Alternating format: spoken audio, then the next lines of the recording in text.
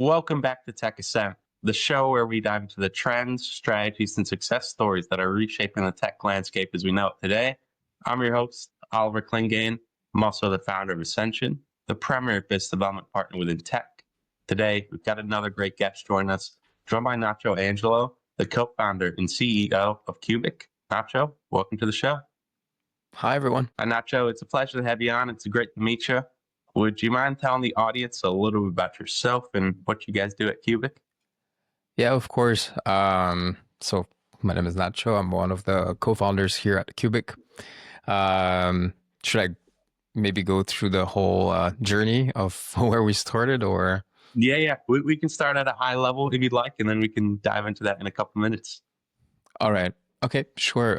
So we started Kuubiik about 5-6 years ago now. We are a global outsourcing company, and we also do project-based work. And we are in about 150 countries right now and headquartered in Singapore. Very cool. Very cool. And you said you kicked it off 5 or 6 years ago. What did you see in the market, or what did you see in the space that made you want to kick off Kuubiik? Well, at the beginning, we started with project work. We were very interested in the whole virtual assistant services that few companies were providing, and I myself have used virtual assistant services before, and I tried it out, and it was good. It was great. I mean, for very basic work and so on, but very fast I saw the limits of that service, and I wanted to expand. I wanted to do more things. I wanted to see like if there's like services like that for design. I wanted to see there's services like that for web development and so on, and mostly I wanted to see if there's something full-time, and that's when I started being interested in like outsourcing, and actually seeing that there's a lot of amazing talents everywhere in the world, not just not just where I was, and that this kind of talents can be like really, really, really amazingly like and surprisingly good. So that's how it started. I got into this a little bit more interested into outsourcing, and we started the whole company that way. Yeah. Very cool. And Nacho, would you mind just giving the audience a quick 101 on what outsourcing is and how it benefits a business? Yeah, of course. Outsourcing is a great way to scale your business without, hitting, without going too much into your um, budgets. Basically, you can limit the budget, you can keep the costs down, and then still scale. It's a very great way for startups to scale. It's a great way also for multinationals to reduce their costs. You have a lot of companies, actually, pretty much everyone's doing outsourcing. Companies like LinkedIn, Microsoft, Google, they're outsourcing a majority of their departments overseas, and it just makes a lot of business sense. If you want to scale, sometimes headcounts can be quite a burden in terms of like expenses, also in terms of like hiring. Hiring is always has always been like a very expensive tool, or a very expensive like feature in a way. So yeah, outsourcing is definitely something that is very interesting. You can find talent, you can buy talent, hire talent, sorry, overseas, and just have the same sort of like expertise at a much lower cost. You have great talent over there, so that's pretty much what it is. Yeah. Nice. Great breakdown. And Nacho, there's obviously a few different ways you can go about outsourcing your own talent if you're a business owner. What does Kuubiik do a little differently in the market? Well, outsourcing has been doing the same. The industry has been the same for the past 60 years. It hasn't really changed much. It's always been like companies that would set up their outsourcing business in, let's say, the Philippines or in South America or some other countries, obviously. And they would set up an office. And then they would hire people in that country. So let's say set up an office in Manila in the Philippines, and they would hire Filipinos and have them work in the office. All great and everything, but then it limits you kind of to the Philippines only. So if you were to scale your company, for instance, and you want to have like Filipino talent at the beginning, it's great. But then the moment you're like, oh, I would like to explore more, I would like to get maybe someone from South America because the time zone works better, or maybe I'm looking at someone who can speak Spanish, or any kind of reason. Or you want to outsource like a whole department or a whole customer service, basically, to maybe Eastern Europe because you want to serve the Eastern European market, or the European market. But yeah, what we do different is that we are fully remote, so everything is 100% remote. We still source the talent with everything that is required, like the equipment, the compliance on site, and everything. So that way, like whenever you hire through Kuubiik, you have that peace of mind that everything is compliant and everything is secure. Your data is secure, and all these things are good. So the fact that it's remote, it gives our clients a lot of flexibility to hire in different parts of the world if they want to. Also, we're putting talent at the center point of our business. Outsourcing often goes borderline to how cost effective it can be instead of what's the right talent for me. So what we're doing is we're sourcing based on really what you're looking for. So for example, if you're looking for AI engineer, there are great talents in India, there are great talents in Bangladesh, in Sri Lanka, in South America, in Eastern Europe, in North Africa, in South Africa. You have lots of countries that have amazing talent, and sometimes when you restrain that search to just one country, then maybe you're not exploring the right options. There are some countries that have more creative talent. There are some countries that have more technical talent. There are some countries that are better in English than others. So it gives you a much broader option and selection. So that's kind of like what we're doing. We know which country is good for this kind of role or that kind of role. Yeah. Awesome. And Natcho, you mentioned earlier you're involved in over 150 companies. How did that start out? Did you take it one country at a time? Was the vision always to get as big as you are? What was kind of the growth to get to 150 countries? The vision was not to do 150 countries necessarily at once.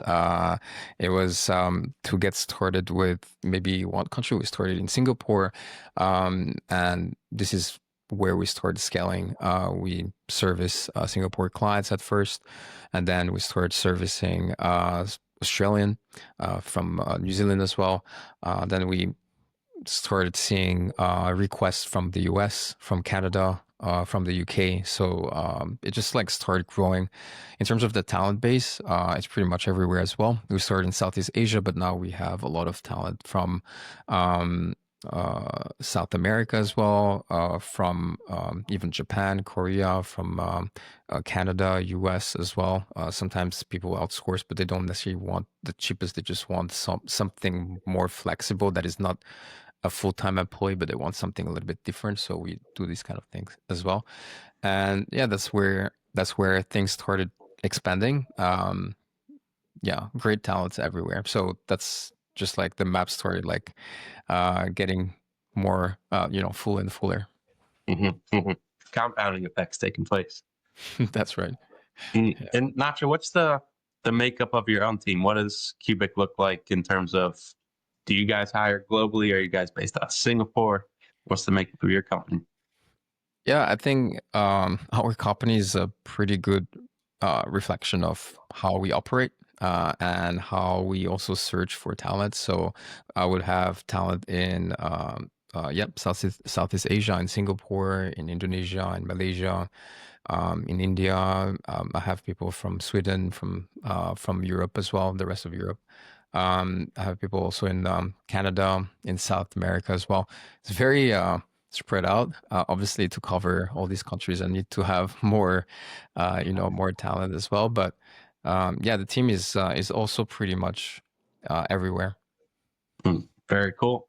And Nacho, along the way of being your journey as a CEO, do you have any tips or tricks you've picked up that have helped you manage a global team, whether it be skills in delegation, mindset, operations? Is there any kind of tips or tricks you lean on in your day to day, you think? Yeah. The first thing that come to mind is since we're operating 100% remotely, even in our office, I mean, we don't have an office, we're 100% remote. Um, Obviously, things were can be a little bit challenging sometimes. I mean, remote is great, but at the same time, it has its own challenges. Over communication is definitely something that is one of the keys when you work remotely. Um, there are lots of things that you can express. Um, when you're in an office, environment, you can always have this little chats in the hallway. You can always tap on someone's shoulder and be like, "Hey, do you have like 5 minutes for this, 5 minutes for that?" So it's very efficient, of course. And when you work remotely, it's slightly different. And this is something that I always tell our clients, or like whoever joins our team, over communication, like communicating constantly, like even clarifying small sentences. It's quite important because when you are in a remote environment, sometimes just a simple sentence could be understood in many different ways.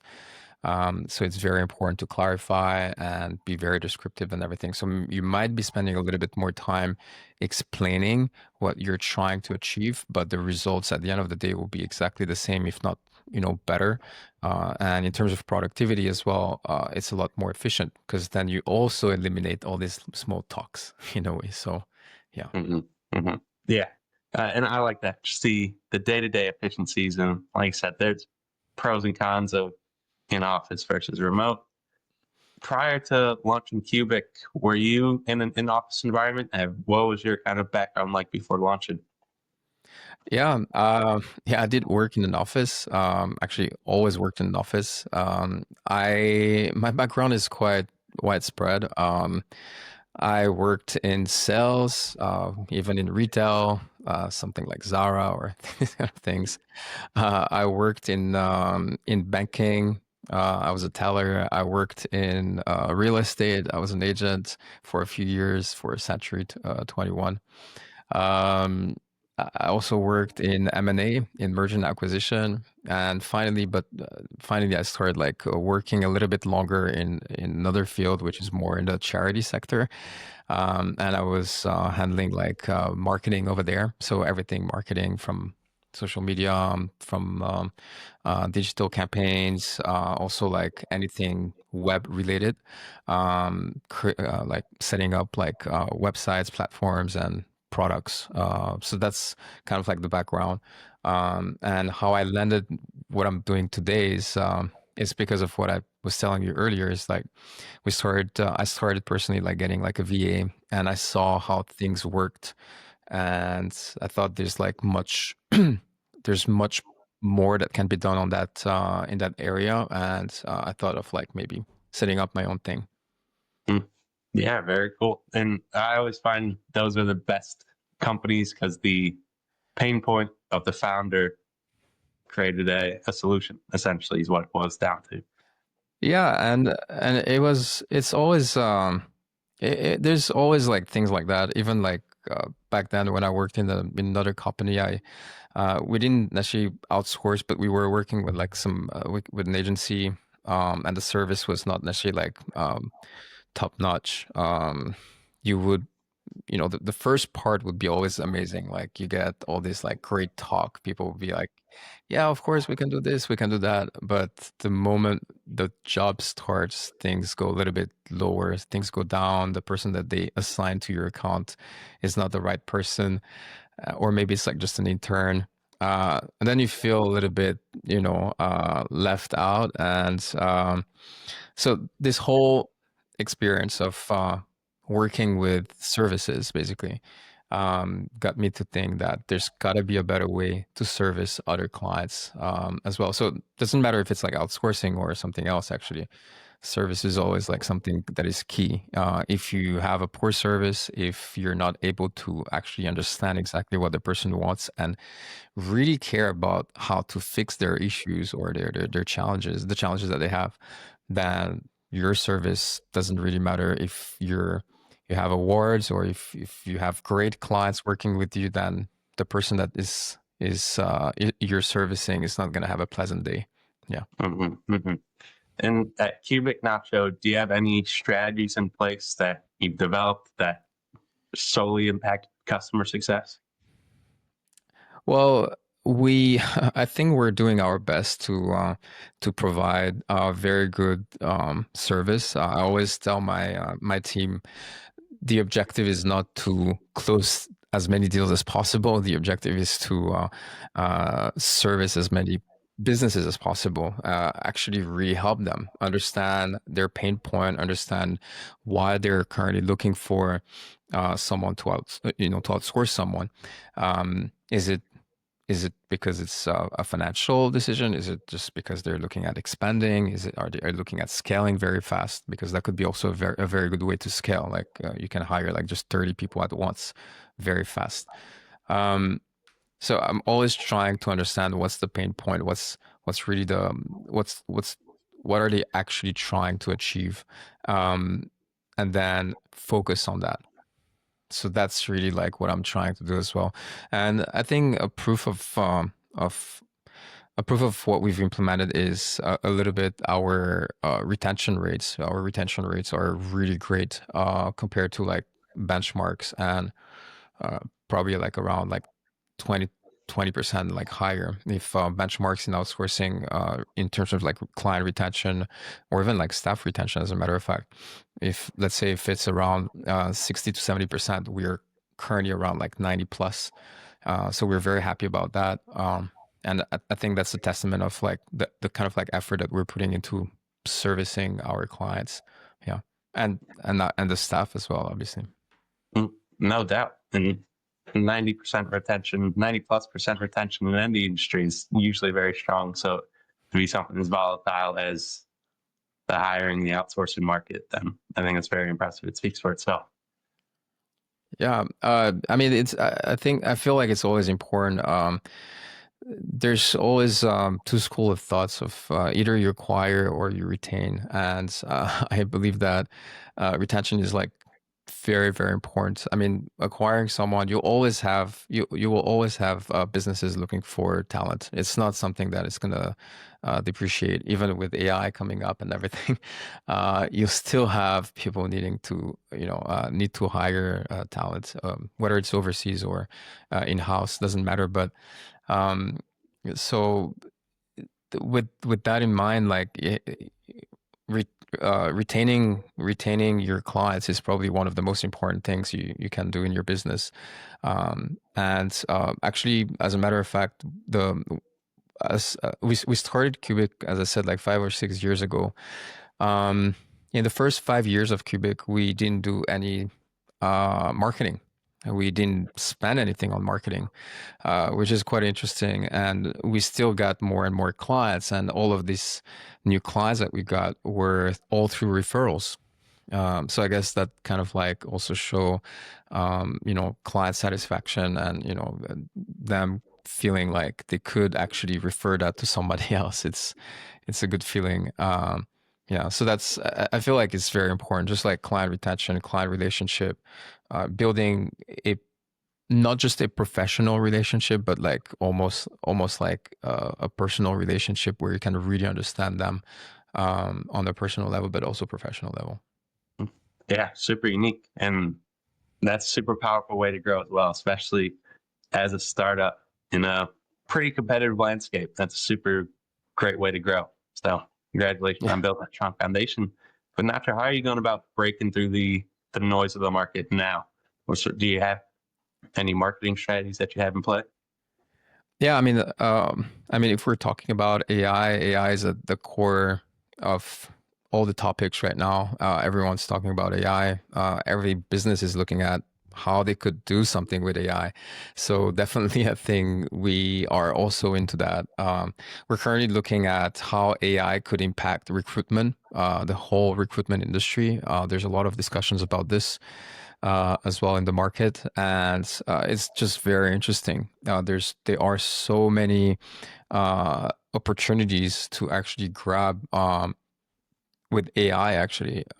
So if you're thinking about it right now, in the recruitment or outsourcing industry in general, basically like in the art of finding talent, um, the main challenge or what takes most time is actually screening the candidates. Um, let's say we post a job for whatever it is, digital marketer, for example. After a week, we might be getting 1,000 candidates. Some of them are really relevant and really like really matching, and some of them are just not matching. But we have to go through pretty much all of them.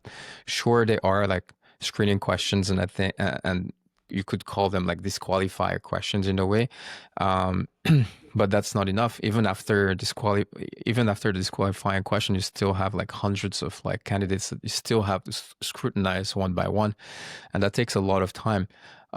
Typically, even if you were to put like 15 minutes per candidate, maybe not even 15 minutes, maybe even like 5 minutes. You spend 5 minutes on a candidate. Um, and if you have like 100 candidates, that's like basically 500 minutes. That's roughly 8 hours that you spend just on on screening a candidate.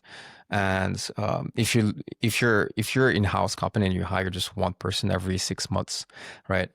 That's fine. But if you are in the recruitment agent, if you're a recruitment agency, if you are hiring like 30 people per month, or this kind of like companies, then that becomes very quickly, that becomes very expensive. You have to hire those recruiters in house. It takes a lot of time, etc. So AI can actually fix all of that. AI can actually do a lot of different interesting things. They can do, first of all, AI resume parsing.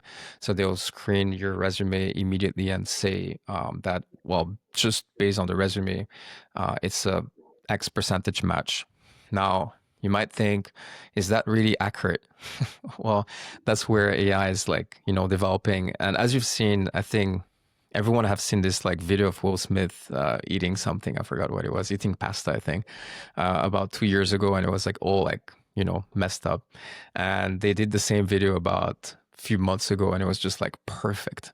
So that tells you like how fast AI like evolves. So if you think about this and you put it into like a similar, environment with AI, with HR this time, with recruitment, then you can think of like all the possibilities. So we've seen a lot of progress between AI parsing now versus like 2 years ago, or even like a few years back.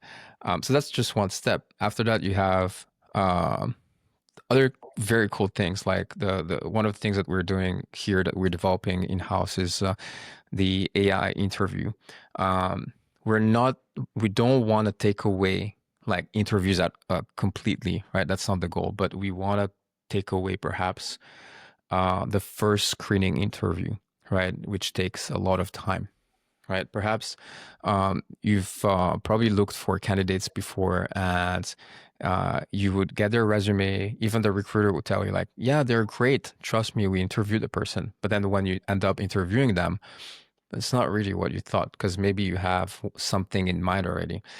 So doing like an AI interview, the AI, first of all, will ask all the questions related to the profile. Then they can ask questions related to the job itself. AI can do this like in a very unique way, in a way where it's like that you can't copy the interview. So that means like it will be unique every single time.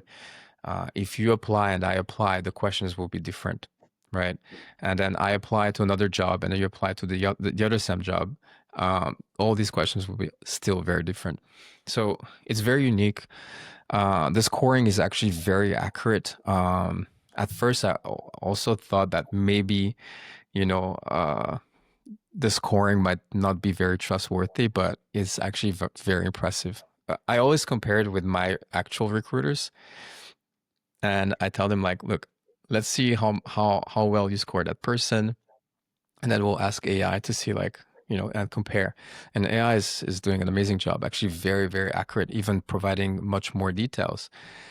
So it's very interesting to see that. And as a hiring manager, what you could do is just preview those AI interviews. You don't even have to do the interviews anymore. I mean, you can obviously do the interviews, but you can just like save so much time like previewing an interview and have like a quick 5 minute preview and, judge by yourself whether that candidate is worth continuing or not, and then eventually interview them for real. Yeah. Mm, super interesting. The growth has been insane over the past couple of years, and it sounds like it's really impacting the outsourcing industry as well, the hiring space in general. Yeah. I mean, and not just that industry, but in general, obviously. But uh, in the HR industry, in the recruitment industry, is just very interesting. It's if you think about it, I was saying something about the outsourcing industry being stuck for 60 years, not real development and everything, and so it's really time to shakes things up. And we're kind of trying to do that at Kuubiik. We're developing like a platform right now, and we have even a wait list. So on that platform what we're trying to do is kind of like one of the biggest global hiring platforms that would merge uh, basically everything you need from hiring to onboarding to managing your person and eventually at some point offboarding that person. Right now, if you think about it, all the tools are pretty much scattered. You have, let's say, if you want to hire or find someone, you can go on LinkedIn. You can post a job, or you can go on Indeed, or you can go on like some other websites. Um, Once you've found the person, right? Uh, if they are remote, you probably need to go to a EOR provider or to an outsourcing company like us, right? You still have to find like a second provider. Now, if you once you have that, if you want to onboard them in your payroll and everything, you have to have an HRIS system, like basically an HR management platform. That's the third one. Then if you want to do like performance appraisal things, you can do it in-house, or you could have like another platform that specializes in that. And once you have board them, let's say you've done like IT leasing or this kind of stuff in the meantime, well, you have to do all these things as well. So there's like thousands of platforms that are available and that are really great, actually. I'm not saying those platforms are not useful, but it's everything is scattered. So what we're trying to do is bring everything together um, on under one big global hiring platform, and we're not going to do it in competing with all these others, but we're kind of trying to merge them together through partnerships and things like that. So we're currently in talks with LinkedIn, currently in talks with companies like remote.com and WeWork, etc., to kind of like do that right now. So that's very interesting and very exciting. Yeah. Yeah, it sounds very exciting, and it sounds like over the past 5 or 6 years, you guys have built a great foundation to continue to scale on. But Yeah. Yeah, definitely. Yeah. and looking forward to Nacho, we've obviously talked about some of the things you guys are building, but what's the goals for Kuubiik? What's the mission right now? What's the vision you have for the company moving forward? Well, I feel like I feel like it's to make like outsourcing a little bit more accessible to everyone, to make remote talent that is that is basically like in all these amazing countries very accessible too. It's all about accessibility, I think, to make things easier also for companies when they hire someone overseas. If you think about it, for the past 4 or 5 years, of course, COVID is kind of like uh, pushed the boundaries a little bit further with remote work. But even after COVID, remote work has grown, even despite like a lot of firms calling everyone back. to the office or things like this. Elon Musk saying you can't work remote. Well, we have the proof of concept that you can, and actually it's very productive. And today we're one of the fastest growing companies in Singapore, so you can, and it's achievable. But uh, is basically, and the statistics are showing that remote workers are growing year over year, and it's not because companies want this. It's actually because workers, like basically employees, want to have that flexibility, and they're asking for it. And there's more and more requests internally. You have more regulations also, like in different countries where they have like more laws about working remotely, working from home, right? So it's just like a ongoing it's an ongoing trend. It's going to continue, I think. Maybe not like to the point where it's going to be 100% remote, but it's definitely here to stay for sure. And for the future, obviously, with what we're building and everything, we want to make sure that um, hiring overseas or hiring talent can be like as easy as possible. Nice. And yeah, 100% agree. I don't think remote work is going anywhere anytime soon. I think it's here to stay. So it's awesome to hear that you guys are getting involved with that, trying to make it as accessible as possible. Yeah, of course. I mean, yeah, and I guess the other thing is when, as I mentioned earlier, I worked in the charity industry for quite some time for in the humanitarian sector, and I've traveled quite a bit, and I've seen like very remote places. So I feel like there's more to do in that is just offering jobs. There's like a lot more opportunities. Maybe something to think about for the future for Kuubiik as well. Like maybe like a sector like that. Well, yeah, for sure. No, the possibilities are endless. And like I touched on before, it sounds like you guys have built a great foundation to keep scaling on. So congratulations on that front. Yeah, thanks a lot. I appreciate it. And Natcho, I think that's a good spot. We can start to wrap up the podcast now, but I'll be sure to tag your LinkedIn, Kuubiik's website down in the description. But is there anywhere else the audience can go check you out on? Yeah, I mean that's I think that's pretty much it. LinkedIn and our website are two great places. We do have IG and TikTok and so on. But yeah, if you are someone who's working remotely and you're trying to find a job, LinkedIn is definitely one of the places to find great job opportunities through Kuubiik. Yeah, definitely a lot of job opportunities over there.